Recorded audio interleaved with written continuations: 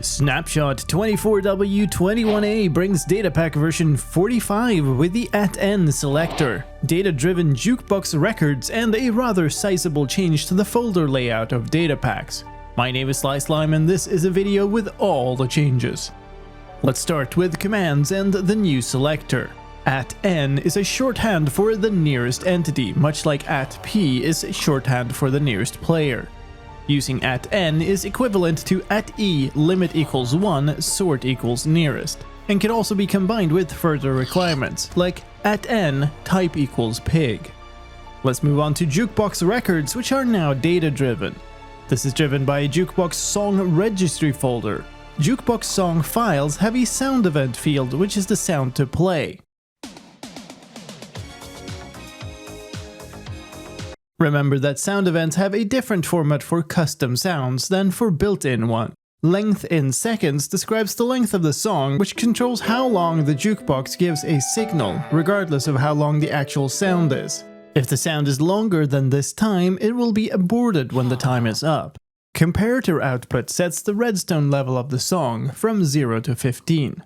And the description is a text component that shows up as the name of the song.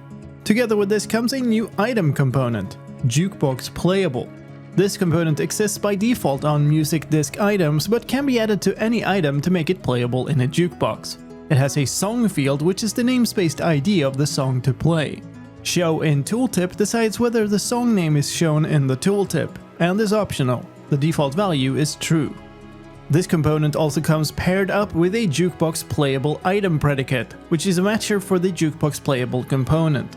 It has a song field, which is a song ID, list of song IDs, or song tag. There's also an unrelated predicate change in this version.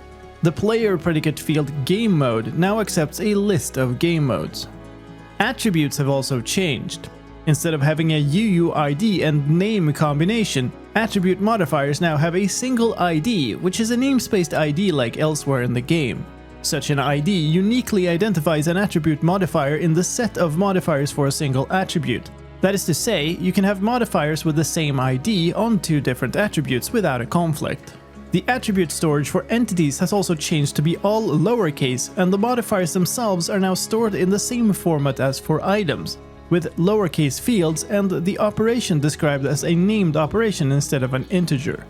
Any existing built-in modifiers will be upgraded to their new built-in IDs, but any custom modifiers will upgrade to simply have the UUID as the ID in the Minecraft namespace.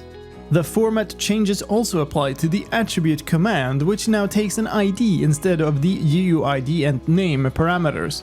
And a fix has been made for an attribute bug, causing the health to not be replenished properly of a player with a max health attribute over 20. In enchantment news, the change to attributes also applies for attribute effects, which now also only have an ID instead of a UUID and name combination.